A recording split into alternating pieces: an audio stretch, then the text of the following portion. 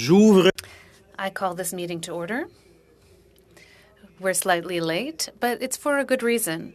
Welcome to meeting 42 of the House of Commons Standing Committee on Official Languages. We are resuming the debate on Mr. Serré's motion with Mr. Godin's amendments and sub-amendments by Ms. Ashton. I'd like to remind you that the committee needs to work in reverse. We first need to vote on Ms. Ashton's sub-amendments, then the amendments by Mr. Godin, and then on the main motion from Mr. Serré. But everyone around the table has done some hard work, and we've reached an agreement. Everyone around the table has unanimously agreed to abandon their sub-amendments, amendments, and main motion, and to replace it with the following motion that I will read. So I'll read it slowly for our interpreters. That in relation to the consideration of Bill C-13, an act to amend the Official Languages Act to enact the use of French in Federally Regulated Private Businesses Act, and to make related amendments to other acts, 1. The Minister of Official Languages, the President of the Treasury Board, the Minister of Canadian Heritage, and the Minister of Immigration, Refugees, and Citizenship, as well as their department officials, will be invited to appear for 2 meetings. Each minister and department will have 1 hour, along with their officials. 2. Amendments to Bill C-13 will be submitted to the clerk in both official languages no later than 11 a.m. Eastern Time, the business day following the last meeting with the ministers and officials. 3. The clerk of the committee write immediately to each member who is not a member of a caucus represented on the committee and any independent member to inform them of the study of the bill by the committee and to invite them to prepare and submit any proposed amendments to the bill, which they would suggest to the committee during the consideration of clause-by-clause study of the bill. 4. The committee proceed with clause-by-clause consideration of the bill for 8 meetings, with the start of the clause-by-clause being a minimum of 48 hours after the deadline for submitting amendments. 5. If the committee judges that they must prolong the length of the clause-by-clause study, it can decide to do so if needed, or to extend the meetings as needed. 6. If the committee decides that no additional meetings are needed, pursuant to paragraph 5, all remaining amendments submitted to the committee shall be deemed moved. The chair shall put the question forthwith and successively, without further debate, on all remaining clauses and amendments submitted to the committee, as well as each and every question necessary to dispose of clause-by-clause consideration of the bill, as well as all questions necessary to report to the bill to the House, and to order the chair to report the bill to the House as soon as possible. That being said, do I have unanimous consent? Mr. Beaulieu, you have the floor, and then Mr. Godin. So the clause-by-clause study will happen over 2 meetings per week. I don't see it in the motion. I would like to include a mention that says that we will spend 2 meetings per week on the clause-by-clause consideration. It's true, I saw it was written, and it's no longer there.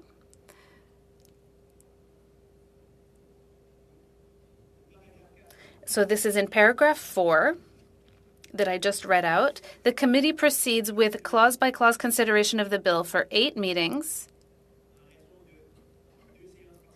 at 2 meetings per week, with the start of the clause-by-clause being a minimum of 48 hours after the deadline for submitting amendments.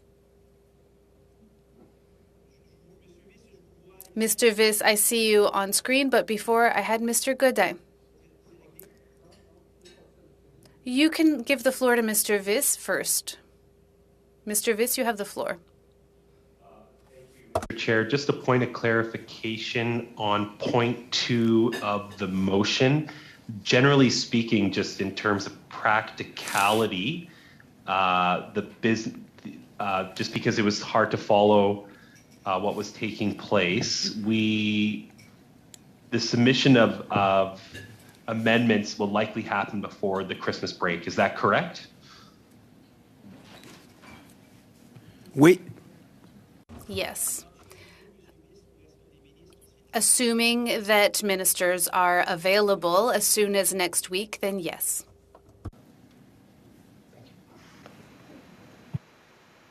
Monsieur Godin? Mr. Godin? Thank you, Mr. Chair. There are two things I would like to mention. One is clear in my mind, and the other one I'm struggling to understand. So you'll understand that we just received the motion. But in point 2, there is a typo. On the French version, we're just missing the word then in the French version. Thank you. The clerk just confirmed that it's corrected, so it will be at 11 in the French version. On point 4, the committee proceed with clause-by-clause consideration of the bill for 8 meetings, with the start of the clause-by-clause being a minimum of 48 hours after the deadline for submitting amendments. I want to make sure that we begin the clause-by-clause consideration after we've heard all 4 ministers. So for me, it's not about tabling the amendments. It's after hearing from the ministers. I don't know if you understand the nuance. Well, I would say that because paragraph 2 is there,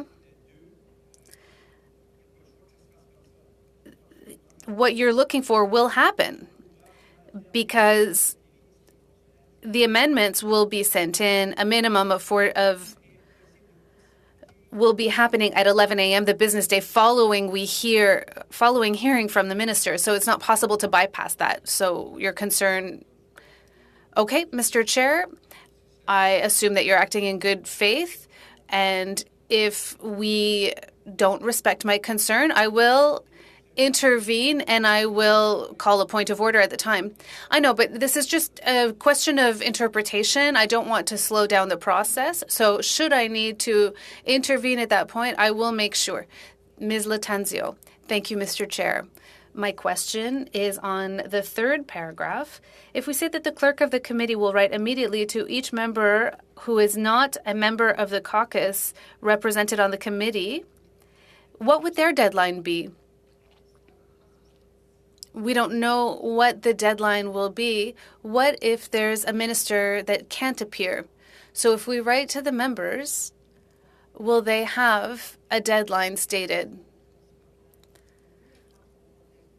We'll know exactly what the deadline will be, but if we say that we're going to write to members who are not member of a caucus represented on the committee and that they'll be written to immediately, how much time will they have to submit their amendments? Madam Clerk?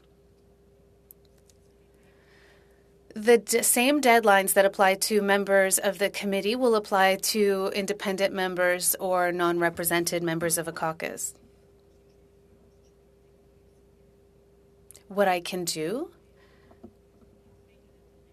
is to wait until the last meeting with the ministers and then circulate an email to inform those members that the study has been completed and that they have until 11 the next day, the next business day. So we would inform them of what's happening and then we would remind them after we hear from the ministers of the deadline. Yes. Any other questions? I see no one on screen. Mr. Beaulieu. Inaudible, the microphone is not on. I'll wait for us all to have read it, and then I'll send a final version. The final version will be sent. Mr. Boulris, welcome. I see you're being quite polite. Indeed, I'm always polite, Mr. Chair. I don't doubt that for a second. So is everyone satisfied? Do we have unanimous consent? let's wait until we receive the final version. Yes, of course, my apologies. Madam Clerk is bringing the last changes that we just mentioned. We will distribute the motion, so we will have a quick suspension.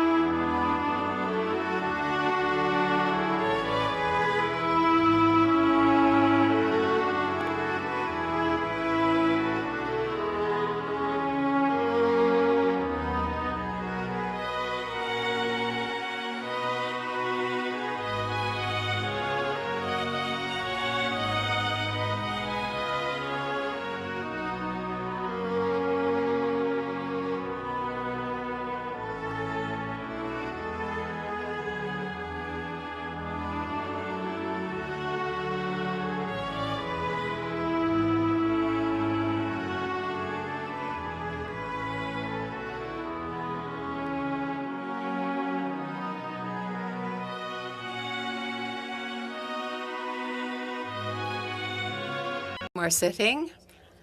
But before circulating the documents, so the chair can have the benediction of everyone. Madame Latadio, you have something to say. Yes, Chair. Once again, I come back to the third paragraph.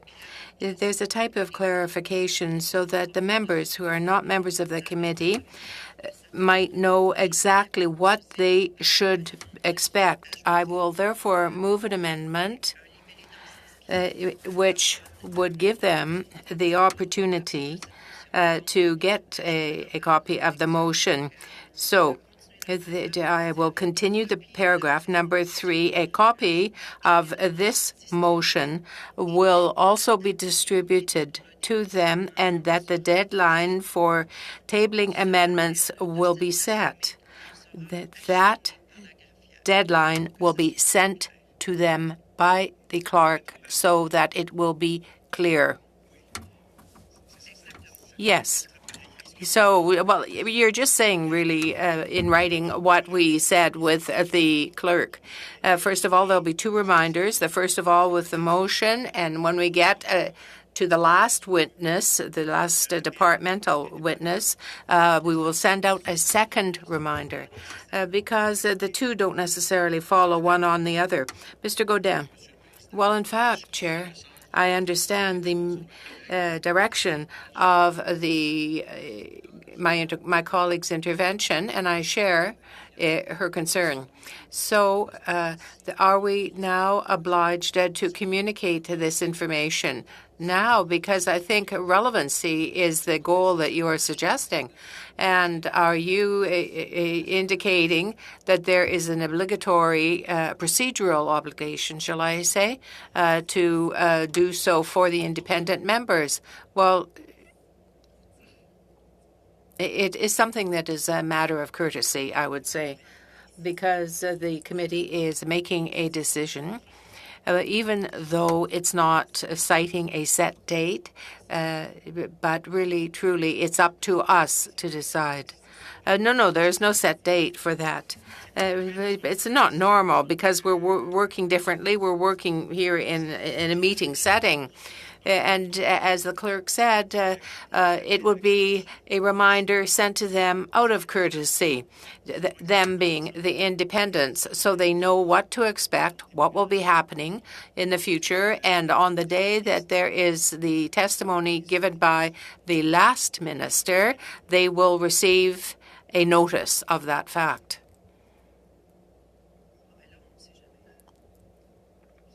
We never know.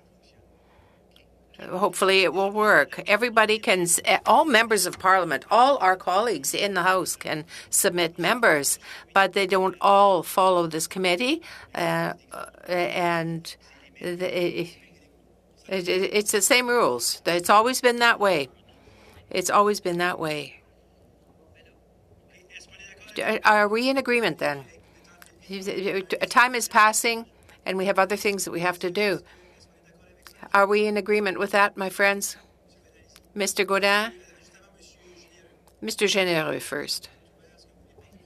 Your mic is open, Mr. Généreux. Are you wanting the floor? Are you seeking the floor? Mr. Gaudin, then. Chair, I certainly understand the comments of my colleague. Yes, we have to be transparent and we have to work in a cooperative fashion. We want to collaborate. I certainly agree with all of that, but just adding a stage, if we want to have the amendments tabled in time, if we send this to them today, it becomes their responsibility to carry on. I won't go further than that. I don't want to open another discussion here, but I think that it goes further than just a second reminder. I'm just wondering about this. We're all parliamentarians. Well, I'm just repeating what the clerk said. What Ms. Latanso has said is just putting into writing what the clerk told us. We're not working in terms of dates here. We're working in terms of meetings. It's not the normal procedure, but this is a very polite courteous and respectful way to interact with our colleagues. And I mean our colleagues in the House. No problem with that? Okay. So before I move on to the vote, asking for unanimous consent, I think Mr. Sanson wants to say something.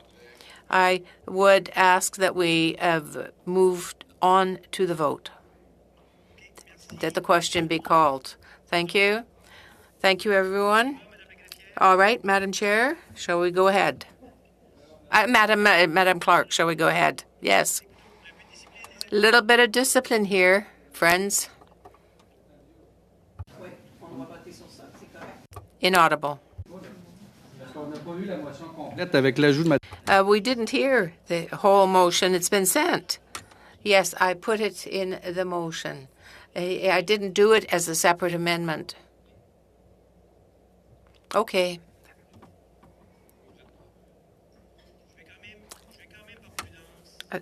Just for prudence's sake, I'm going to reread the motion in its entirety. And to the public listening to us, that who are looking at us and who are listening to us, this is what we are doing. The committee has agreed to withdraw all amendments submitted by members of the committee. Everybody has agreed to withdraw all that, and in return, we have reached agreement on the following motion that we are about to vote on. I will read the motion. That in relation to the consideration of Bill C-13, an act to amend the Official Languages Act, to enact the use of French of Federally Regulated Private Businesses Act, and to make related amendments to other acts. 1. The Minister of Official Languages, the President of the Treasury Board, the Minister of Canadian Heritage, and the Minister of Immigration, Refugees, and Citizenship, as well as their departmental officials, will be invited to appear for 2 meetings, 1 hour per minister and department. Second paragraph. Number 2. Amendments to Bill C-13 will be submitted to the clerk in both official languages no later than 11 o'clock in the morning, Eastern Time, the business day following the last meeting with the ministers and officials. 3. The clerk of the committee will write immediately to each member who is not a member of the caucus represented on the committee and any independent members to inform them of the study of the bill by the committee and to invite them to prepare and submit any proposed amendments to the bill which they would suggest that the committee consider during the clause-by-clause study of the bill, and that a copy of the motions be distributed to them with the deadline as suggested by the clerk. Number 4, the committee will proceed with clause by clause for 8 meetings, for 2 meetings per week, with the start of clause by clause being a minimum of 48 hours after the deadline for submitting amendments. 5. If the committee judges that they must prolong the length of the clause by clause study, it can decide to do so if needed. 6. If the committee decides that no additional meetings are needed pursuant to paragraph 5, all remaining amendments submitted to the committee shall be deemed moved. The chair shall put the question forthwith and successively without further debate on all remaining clauses and amendments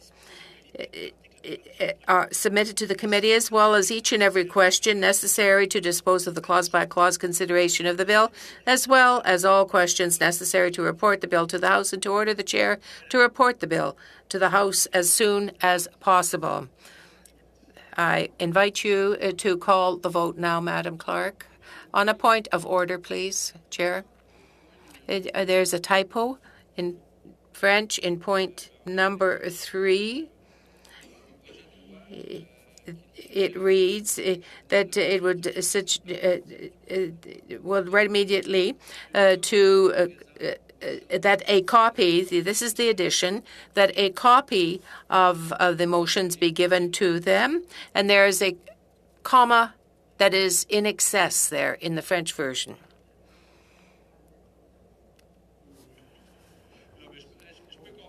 I certainly understand, honestly, with all the drafting that we've been doing very quickly. So, the clerk is just making that a small correction. I want to congratulate her efficiency and effectiveness in producing this motion. Yes, we have multitaskers, right, left, and center here. And so that's fine. Yes, you've corrected the typo? Yes. Go ahead with the vote, please. Dieu merci, oui. Madame Latanzio. Oui. Monsieur Sanson. Absolument. Monsieur Iacono. Oui. Monsieur Drouin. En faveur. Monsieur Dalton. Un grand oui. Monsieur Godin. Enfin, je retrouve le comité. And finally, I see the Official Languages Committee again. Oui. Monsieur Viss.